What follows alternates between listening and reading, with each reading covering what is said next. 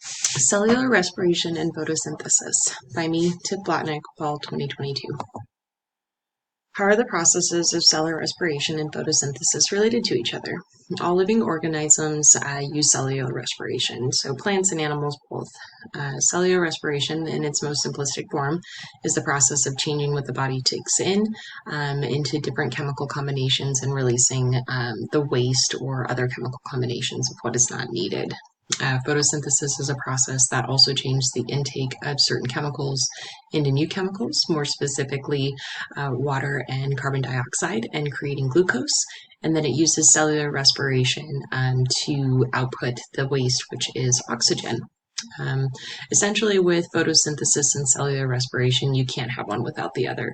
It is a type of cadence type process where you have to have photosynthesis in order to have that cellular respiration process happen. And in order to have the cellular respiration process happen, you have to have energy, which comes from that creation of the glucose. Plants need both photosynthesis and cellular respiration, whereas the animals need plants. We do have a cellular respiration process, but we do not photosynthesize. Similarities between photosynthesis and cellular respiration. One of the biggest things here is this synthesizing ATP and utilizing ATP. So essentially, ATP is created through this cellular respiration process, and that is where we get our energy from. It's basically the creation of glucose and the storing of glucose, or utilization of glucose more specifically. Are these processes catabolic or anabolic? Well, photosynthesis is anabolic, which is essentially meaning more complicated chemical compounds are created from more simple ones. So carbon dioxide and water, H2O, are going to be more simple, but through the process of photosynthesis, the plant takes both of these in and creates a more complicated chemical compound, glucose.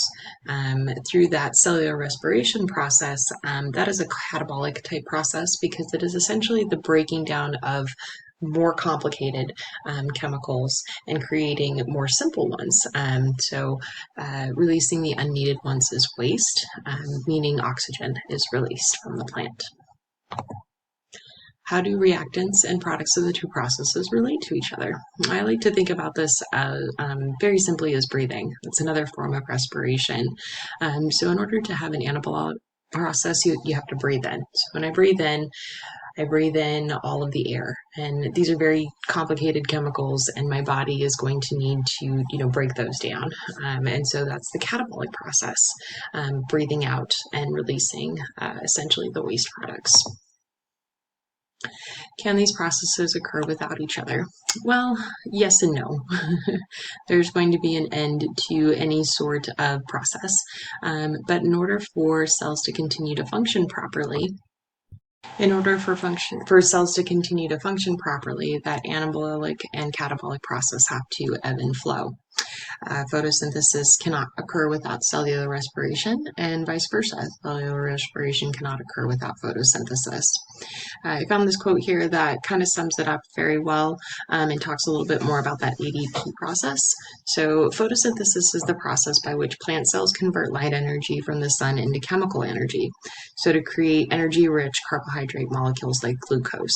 So cellular respiration is the process of breaking down food molecules to obtain energy and store it in the form of ATP, that adenosine triphosphate. Plant cells, after creating sugar molecules through their photosynthesis process, undergo cellular respiration to create those same ATP molecules. Animals obtain food molecules from plants and other organisms, and then also go through that same cellular respiration to obtain the ATP molecules. All living organisms utilize these stored ATP molecules to carry out their metabolic processes.